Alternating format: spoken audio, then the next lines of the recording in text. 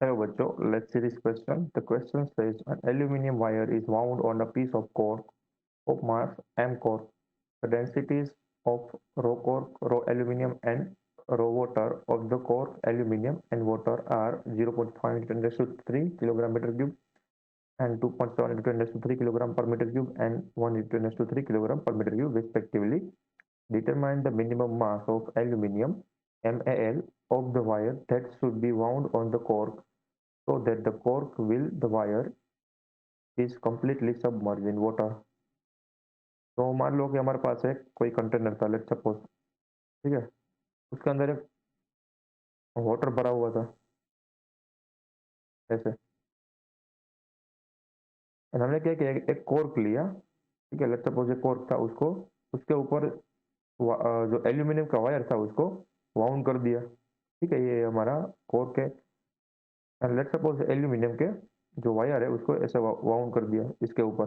तो बताना है कि कितने मास का वायर हमें इस पर वाउंड करना पड़ेगा जिससे कि कोर्क है वो इसमें कंप्लीटली सबमर्ज हो जाए। तो कोर्क होता है वो बेसिकली अंदर से वो खोखला होता है, ठीक है। अंदर से वो उसमें एयर गैप्स होते हैं जिसकी वजह से वो डूब नहीं सकता। बट अगर हम उस पर हैवी चीज लगा दें, ठीक है, जैसे कि ये एल्यूमिनियम का वायर है, तो डेंसिटी बढ़ने की वजह से वो डूब सकता है।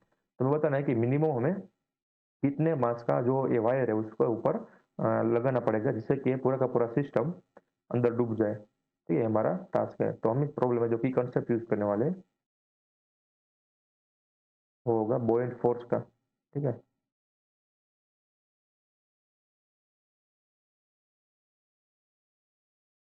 तो देखो, यहाँ पर ये जो कोर एंड वायर का सिस्टम है उन दोनों को सबमर्ज कंप्लीटली सबमर्ज हो जाए। तो इसका मतलब ये हुआ ना कि जो है ग्रेविटी है, ठीक है। इसका मतलब इसका जो मास होगा उसकी वजह से जो वेट प्रोड्यूस होगा वो ग्रेटर देन होना चाहिए बोयंट फोर्स से। क्यों? क्योंकि मान लो कि कंप्लीटली सबमर्ज हो चुका है। थोड़ा सा मैं इसको एक्सटेंड कर देता हूँ। तो सबमर्ज होने के लिए कंडीशन क्या होनी चाहिए कि जो ये वेट है ये सिस्टम का वो ज्यादा होना चाहिए किसके रिस्पेक्ट में, बोयंट फोर्स के रिस्पेक्ट में, ठीक है। तो अब जो बोयंट फोर्स लगने वाला है वो ऊपर की ओर लगेगा एफ बी, एंड नीचे की ओर लगेगा वो होगा, मान लो कि ऐसे इस डायरेक्शन में वो होगा वेट। तो जो वेट होना चाहिए वो मस्ट ग्रेटर देन होना चाहिए बोयंट फोर्स से। बट हमें क्या कंडीशन निकलनी है, हमें जस्ट ये डूबे, ठीक है, यानी कि ये जो ऊपर वाली सतह होगी पानी की, ठीक है, सरफेस होगी उससे जस्ट नीचे आए। तो उसके लिए हमें मिनिमम एल्यूमिनियम का मास कितना रखना पड़ेगा या वायर का मास कितना रखना पड़ेगा वो कंडीशन चाहिए। तो यहाँ पर मैं लिख सकता हूँ ना कि इस इनइक्वालिटी को निकालने के लिए यहाँ पे लिख सकता हूँ वेट मिनिमम, ठीक है। तो ये निकल जाएगी इनइक्वालिटी एंड यहाँ पर आएगा वो एंड फोर्स। तो वेट मिनिमम क्या होगा, total mass of the system, यानी कि टोटल मास ऑफ दिस, ये जो कोर्क एंड एल्यूमिनियम से बना हुआ है वो सिस्टम है हमारे पे, तो होगा मास कैपिटल एम अज्यूम करते हैं टाइम्स जी, ठीक है। तो यहाँ पर मैं कैपिटल एम टाइम्स मिनिमम लिखता हूँ, ठीक है। Minimum mass g is equal to buoyant force का मास, ठीक है। तो बोयंट फोर्स की वजह से कितना लगेगा उसके ऊपर, तो हमें पता है रो लिक्विड यानी कि हमारे केस में वाटर टाइम्स सबमर्ज्ड वॉल्यूम, तो पूरा का पूरा वॉल्यूम इसमें आ रहा है ना, टाइम्स जी। दोनों साइड से जी जी कैंसिल हो गए, तो मास की वैल्यू मिल गई। Minimum mass is equal to rho water times submerged volume है। अब ये वॉल्यूम के कितने का होगा, ये जो वॉल्यूम होगा वो कौन सा होगा, volume of the cork plus volume of the mass होगा, ठीक है। तो यहाँ पर मैं लिख देता हूँ कि जो हमारे पास टर्म निकल कर गए वो है यहाँ पर ए मिनिमम की वैल्यू है मास of the cork plus mass of the aluminium, ठीक है। उसको वायर उस पर वाउंड किया गया उसकी वजह से जो मास है वो एल्यूमिनियम एंड कोर्क का मास है MC. And similarly we can write the volume is equal to volume of cork plus volume of aluminium, ठीक है। अब वॉल्यूम को मास एंड डेंसिटी के फॉर्म में कैसे लिख सकते हैं, तो हमें पता है, यहाँ पर लिख देता हूँ, we know density is equal to mass per volume होता है, ठीक है।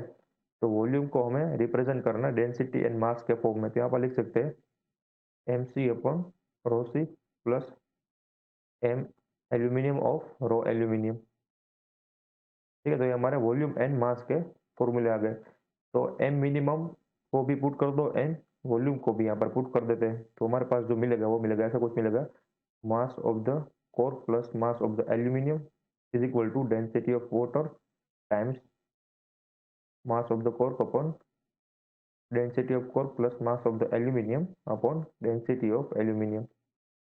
अब यहाँ से मास ऑफ द एल्यूमिनियम को कॉमन बनाना है, ठीक है, तो क्या मिलेगा यहाँ से, मास ऑफ द एल्यूमिनियम। अब देखो जो रो राइट हैंड साइड था उसमें से मास ऑफ द एल्यूमिनियम के सारे टर्म को लेफ्ट हैंड साइड निकालो तो माइनस बन जाएगा, यहाँ से बचेगा rho W times M A L upon rho A L. And जो भी कोर वाले टर्म है वो राइट हैंड साइड ले आते हैं, तो राइट हैंड साइड में मिलेगा rho W M C upon rho C minus mass of the core, ठीक है। यहाँ से मास ऑफ द एल्यूमिनियम को कॉमन बना लेते हैं, यहाँ 1 - rho W upon rho A L is equal to, and यहाँ से भी M mass of the core को कॉमन बना लेता है, तो rho W upon rho C -1 into M C, ठीक है, ये हमारे पास आ गया। अब मास ऑफ द एल्यूमिनियम क्या मिला हमारे पास, जो मास ऑफ द एल्यूमिनियम मिलेगा वो मास ऑफ द कोर के फॉर्म में मिलेगा, राइट। तो यहाँ से हम लिख सकते हैं rho W upon rho C -1 times mass of the core divided by rho 1 minus rho W upon rho A L, rho W upon rho A L. अब देखो हमारे पास क्या गिवन है, गिवन